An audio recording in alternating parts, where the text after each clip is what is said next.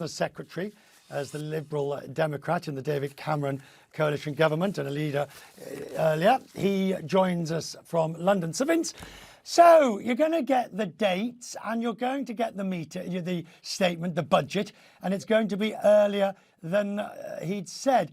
What sort of impression does it create when these changes happen every 2 or 3 days? Well, the impressions domestically and to foreign markets are not good. I mean, there are two fundamental problems. I mean, one is political, that the position of the government, the Prime Minister, is structurally weak. I mean, she was chosen by a minority of members of her own party, which is a microscopic fraction of the British public. She's supported by only a small minority of her own MPs. So her position is weak. And she's underlined the weakness by just choosing supporters, cronies, if you like, to be in her cabinet. So her political position is weak. And then in addition, we've had this, fundamental misjudgment about the fiscal policy of borrowing for tax cuts, which few people, even sympathizers, believe will have the effect of stimulating growth.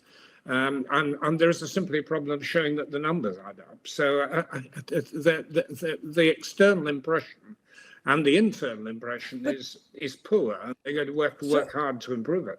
So, but on the fundamental thought that the Prime Minister expressed at her conference last week, this idea of we are going to do it differently, we are going to go in a direction that some would say is contrarian.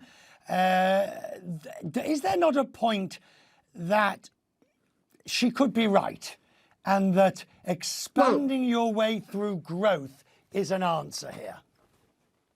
Well, it's right that we should expand and achieve growth, but it's a platitude. The problem is, how do you achieve it? I mean, in the short term, we're heading to slower growth. In the medium term, Britain is going to have to increase its taxes because we have a very large deficit. Public spending is under a great deal of pressure in terms of health. Debt service is going to rise.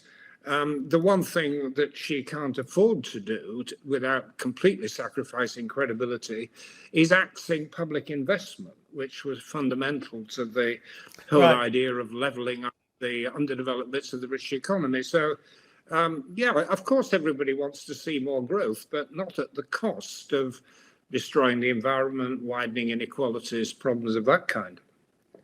How long do you think the government, the Chancellor, I'll be more neutral. How long do you think the British institutions, the Bank of England, the Treasury, etc., have to regain the trust of markets?